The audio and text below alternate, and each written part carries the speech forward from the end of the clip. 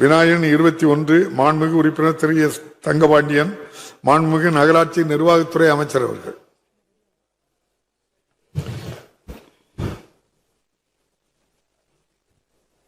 மாண்புமிகு பேரவைத் தலைவர் அவர்களே, திருத்திய விடையை சொல்வதற்கு அனுமதிக்குமாறு உங்களை அன்புடன் கேட்டுக்கொள்கிறேன். விடை: விருதுநகர் மாவட்டம் சேத்தூர் பேரூராட்சியானது 18 வார்டுகளை உள்ளடக்கியது. 2011 மக்கள் தொகை கணக்கெடுப்பின்படி இப்பேரூராட்சியின் மக்கள் தொகை 20,228 ஆகும். தற்போதைய தோராய மக்கள் தொகை 22,036 ஆகும். இப்பேரூராட்சியில் 51 கிலோமீட்டர் நீளத்திற்கு சாலைகளும் சுமார் 26 கிலோமீட்டர் நீளத்தில் மழைநீர் வடிகாலும் அமைந்துள்ளது. சேத்தூர் பேரூராட்சியில் பாதாள சாக்கடை திட்டம் அமைக்க போதிய இடவசதி இல்லை. தற்போது வழிகாட்டுதலின்படி பேரூராட்சியுடைய மக்கள் தொகை, வெளியேறும் கழிவுநீரின் அளவு, பாதாள சாக்கடை திட்டத்திற்கான மூலதன செலவு மற்றும் பராமரிப்பு செலவை ஆகியவற்றை கருத்தில் கொண்டு 1 லட்சத்திற்கு குறைவான மக்கள் தொகை கொண்ட உள்ளாட்சி அமைப்புகளில் பாதாள சாக்கடை திட்டத்திற்கு மாற்றாக கசடு கழிவு மேலாண்மை திட்டம் செயல்படுத்தப்பட்டு வருகிறது. அதன்படி சேத்தூர் பேரூராட்சியில் பாதாள சாக்கடை திட்டத்திற்கு மாற்றாக கசடு கழிவு மேலாண்மை திட்டம் ரூபாய் 8.33 கோடி மதிப்பீட்டில் செயல்படுத்த நிர்வாக அனுமதி வழங்கப்பட்டு 23/1/2026 அன்று ஒப்பந்த புள்ளி பெறப்பட்டு பணிகள் மேற்கொள்ள நடவடிக்கை எடுக்கப்பட்டுள்ளது என்பதை தெரிவித்துக் கொள்கிறேன். மாண்புமிகு உறுப்பினர் தங்கபாண்டியன். பேரவைத் தலைவர் அவர்களே, மாண்புமிகு முதலமைச்சர் கடந்த வெள்ளிக்கிழமை காலை 5 மணி அளவில் 1,31,00,000 குடும்ப தலைவிகளுக்கு மனங்குளிர 5,000 வங்கி கணக்கில் வரவைத்த அவர்களின் மனத்திலும் பால் வாழ்த்த 5,000 என்பது பணம் மட்டுமல்ல, யாருக்கும் அஞ்சாத ஒரு அப்பாவின் அன்பு மனம் படைத்த தமிழ்நாடு முதலமைச்சர் அவர்களுக்கு கோடான கோடி நன்றியை தெரிவித்துக் கொள்கிறேன். மாண்புமிகு பேரவைத் தலைவர் அவர்களே, ராஜபாளையம் தொகுதியில் சேத்தூர் பேரூராட்சியில் பாதாள சாக்கடை அமைக்க அமைச்சர், நகராட்சியுடைய அமைச்சர் அவர்கள் இப்பொழுது சனத்தொகையை எடுத்துக்கொண்டால் 25,000க்கு மேல் உள்ளதால் அதை அமைக்க அமைச்சர் முன் வருவாரா என்பதை பேரவைத் வாயிலாக அறிய விரும்புகின்றேன். மாண்புமிகு அமைச்சர் அவர்கள். மாண்புமிகு பேரவைத் தலைவர் அவர்களே, ஏற்கனவே பதில் சொல்லியிருக்கிறோம். 1 லட்சத்திற்கு அதிகமான மக்கள் தொகை இருக்கிற இடத்தில் மட்டும்தான் பாதாள சாக்கடை திட்டம் அமுல்படுத்தப்பட்டு வருகிறது. அது குறைவாக இருக்கிற இடத்தில், சாலைகளும் குறைவாக இருக்கிற பேரூராட்சிகளில் பழைய சாலைகள் குறுகலாக இருக்கிறது. அதில் மழைநீர் வடிகால் வேற புதிதாக கட்டப்பட இருக்கிறது. எனவே பாதாள சாக்கடை திட்டம் அதற்கென்று அதுக்கு செயல்படுத்த ஆரம்பித்தால் சாலைகள் மிகவும் பழுதடைந்து 2 ஆண்டு காலம் 3 ஆண்டு காலம் மிகவும் சிரமமாக இருக்கும். அதற்கு மாற்றான திட்டமாக தான் நம்ம மேலாண்மை கசிறு கழிவு மேலாண்மை திட்டத்தை அந்த பகுதியில் 9 கோடி ரூபாய் செலவில் நம்முடைய அரசு அதை அமல்படுத்த அனைத்து நடவடிக்கைகள் எடுக்கப்பட்டு பணிகள் தொடங்கப்பட இருக்கிறது. எனவே பாதாள சாக்கடை திட்டம் அந்த பகுதியில் அமைப்பதற்கு எதுவும் ஏதுவாக அரசின் பரிசீலனை இல்லை என்பதை தெரிவித்துள்ளோம். மாண்புமிகு உறுப்பினர் தங்கபாண்டியன். மாண்புமிகு பேரவைத் தலைவர்களே, கசடு கழிவு அமைத்து கொடுத்த அமைச்சர்களுக்கு நன்றியை தெரிவித்துக் கொண்டு, ராஜபாளையம் தொகுதியில் சேத்தூர் பேரூராட்சியில் விவசாயிகள் அதிகம் கொண்ட பகுதியாக உள்ளது. ஏற்கனவே பேரூராட்சியிலிருந்து அவங்களுக்கு உழவர் களம் அமைத்து கொடுத்திருக்கிறாங்க. அது நெல் சேமிப்பு கூடனும் அமைக்க மாண்புமிகு அமைச்சர் அவர்கள் முன் வருவாரா என்பதை பேரவைத் தலைவராக அறிய விரும்புகின்றேன். மாண்புமிகு அமைச்சர். கேள்விக்கு சம்பந்தம் இல்ல கேள்வி. அவர் களமே சக்கரபாணி இருக்காரு, கேட்டுட்டு இருக்காரு. மாண்புமிகு பேரவைத் தலைவர் அவர்களே, உணவு பாதுகாப்பு நம்முடைய உணவுத்துறை அமைச்சர் சக்கரபாணி இருக்கிறார். பல இடங்களில் அப்படி நெல் குடோன்கள் கட்டப்பட்டு வருகிறது. இப்போது பிரச்சனை என்ன சொன்னால், எல்லா விவசாயிகளிலும் நேரடியாக அரசுக்கு தான் நெல்லை விற்க வேண்டும் என்று விரும்புகிறார்கள். காரணம், கூடுதலான தொகை கிடைக்கிற காரணத்தால். அதனால் அரசு சார்பாக பல்வேறு நடவடிக்கை, நான் டெல்டாவில் இருக்கிற காரணத்தால் எனக்கு தெரியும், பல குடோன்கள் கட்டப்பட்டு வருகிறது. அங்கு நம்முடைய ராஜபாளையத்திலும் கட்டுவதற்கு நம்முடைய மாண்புமிகு உணவுத்துறை அமைச்சருக்கு பரிந்துரை செய்கிறேன். மாண்புமிகு உறுப்பினர் ரவி.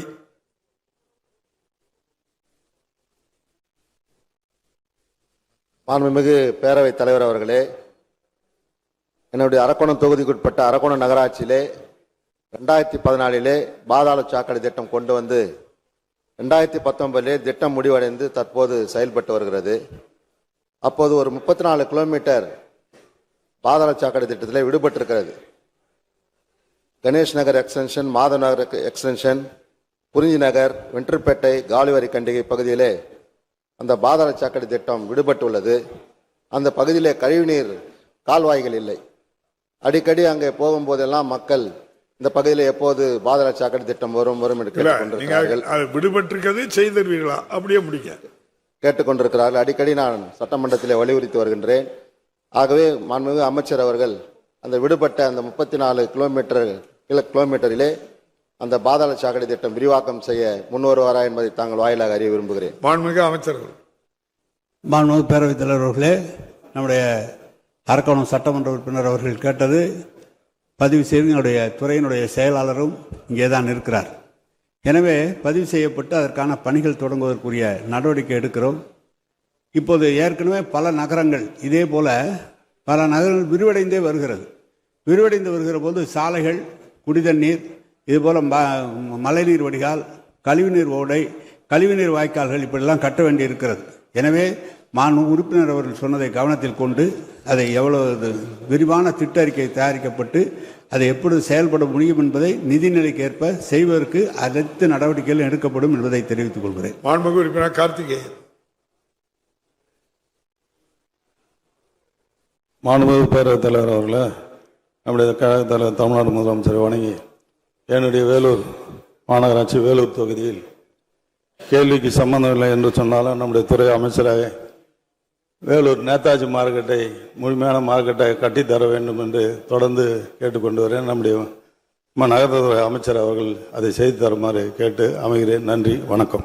மாண்புமிகு அமைச்சர் அவர்கள். மாண்புமிகு பேரவைத் தலைவர் அவர்களே, நான் கடந்த காலத்தை பற்றி ஒரு 20 ஆண்டுகளுக்கு முன்பு நடந்ததை சொல்கிறேன். அமைச்சர் அப்போது நம்முடைய கார்த்திகை அப்போது சேர்மன், அந்த வேலூருடைய சேர்மனாக இருந்தவர்.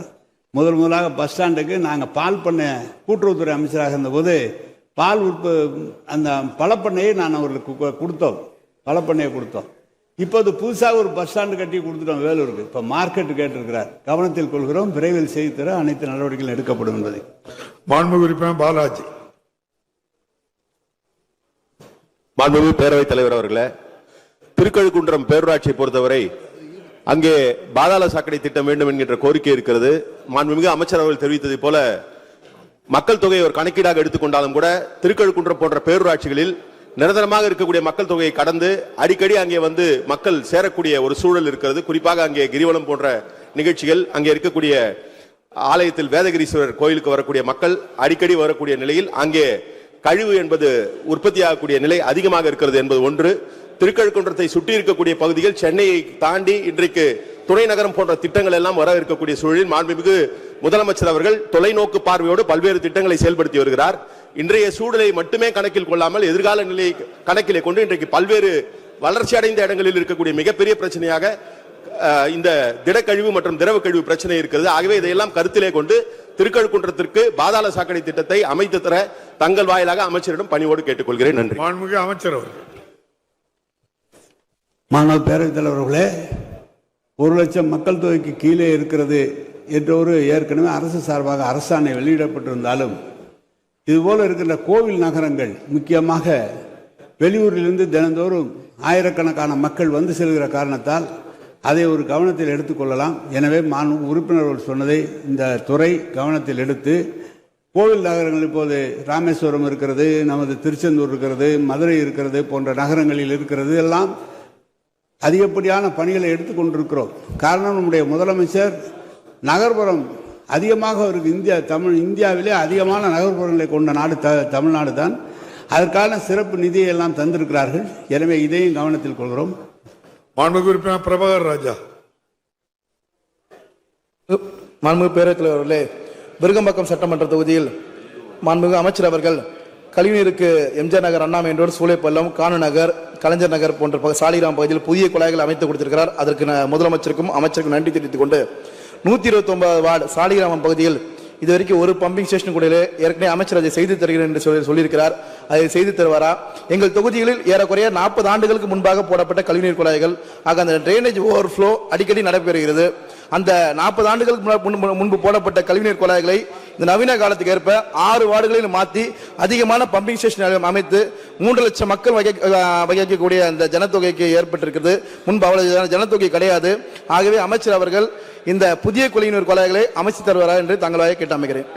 மாண்புமிகு அமைச்சர் அவர்கள். மாண்பு பேரவைத் தலைவர் அவர்களே, விருகம்பாக்கம் சட்டமன்ற உறுப்பினர் கேட்டது, ஏற்கனவே விருகம்பாக்கம் பகுதியில் எம்ஜிஆர் நகர் பகுதியிலும் அந்த சாலைகளும் கிட்டத்தட்ட 7-8 ஆண்டு காலமாக தண்ணீர் வழிந்தோடி சாலைகளே நடக்க முடியாமல் இருந்தது. நம்முடைய முதலமைச்சர் தான் அண்ணா சாலையிலிருந்து போகிற அந்த குழாயை மாற்றி புது குழாய்களாக மாற்றி அங்கு தண்ணீர் தேங்காமல் இன்றைக்கு செய்யப்பட்டிருக்கிறது. இன்னும் சொல்ல போனால் நம்முடைய மெட்ரோ வாட்டர் அதிகமான இருக்கிற இடம் விருகம்பாக்கம் பகுதியில் தான். நெசப்பாக்கம் மற்ற எல்லா பணிகளும் அங்கே தான் இருக்கிறது. எனவே இப்போது பார்த்தீங்கன்னா இந்த வடசென்னை வளர்ச்சி திட்டத்தின் சார்பில் வடசென்னையில் இருக்கிற அனைத்து கழிவுநீர் குழாய்களையும் மாற்றி புதிதாக போட்டு கொண்டிருக்கிறோம். இப்போது விருகம்பாக்கம் பகுதியில் ஏற்கனவே செய்யப்பட்டிருக்கிறது, நெசப்பாக்கம் பகுதியிலும் புதிதாக செய்யப்பட்டிருக்கிறது. மாண்பு உறுப்பினர் எந்த பகுதி என்று எடுத்து சொன்னால் நிச்சயமாக அந்த பகுதியை எடுத்து செய்வதற்கு நடவடிக்கை எடுக்கலாம். மாண்புமிகு உறுப்பினர் ஆர் கணேஷ்.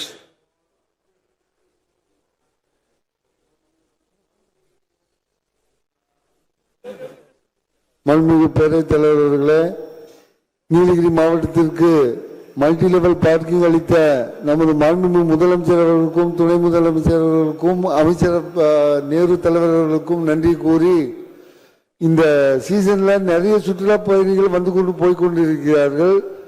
நீங்க அனௌன்ஸும் பண்ணிட்டீங்க, கோட் ஆஃப் கான்டக்ட் வந்தேன்னா அது பார்க்கிங் வசதி தான் போயிடும். மார்ச் ஏப்ரல் மேல வந்து சுற்றுலா பயணிகள் அதிக அளவில் வருவதால் அது உடனடியாக நிறைவேற்றி தருமாறு அன்புடன் கேட்டுக்கொள்கிறேன். மாண்புமிகு அமைச்சர் அவர்கள். என்ன கேட்டீங்க? சரியா புரியல, கேளுங்க. சுற்றுலா பயணிகள் multi level parking, multi level parking, multi level parking, parking வசதி, பார்க்கிங் வசதி. மாண்பு பேரவைத் தலைவர் அவர்களே, மாண்பு உறுப்பினர் அவர்கள் கேட்டுக்கொண்டது, இப்போ கொடைக்கானலில் அப்படி தான் புதுசாக எடுத்துகிட்டு, கொடைக்கானல்லையும் இந்த போக முடியல, மணிக்கணக்கில் தான் கொடுக்குறாங்க. ஊட்டிலையும் அப்படி தான் இருக்குது. இங்கே நம்ம சென்னையில் போட்ட பல பகுதியில் மல்டி லெவல் கார் பார்க்கிங் அமைச்சு, கோயம்புத்தூர்லாம் அமைச்சு, அதெல்லாம் பயன்பாட்டுக்கு சரியாக வரல. ஆனால் சுற்றுலாத்துறை பகுதியில் இருக்கிற இடத்துக்கு அவசியம் தேவை. ஆனால் நிலம் கையகப்படுத்தி கூடுதலாக கார்கள் நிறுத்த அல்லது வாகனங்கள் நிறுத்துறதுக்கு செய்ய வேண்டும் என்று சொன்னால் நிலத்தினுடைய விலை அதிகமாக இருக்கிறது, ரொம்ப கூடுதலாக இருக்கிறது. எனவே தான் மல்டி லெவல் கார் பார்க்கிங் உண்டாக்குவதற்குரிய நடவடிக்கை எடுக்கலாம். அது ஊட்டியை பொறுத்தளவு எடுத்து கொடுக்குறோம்.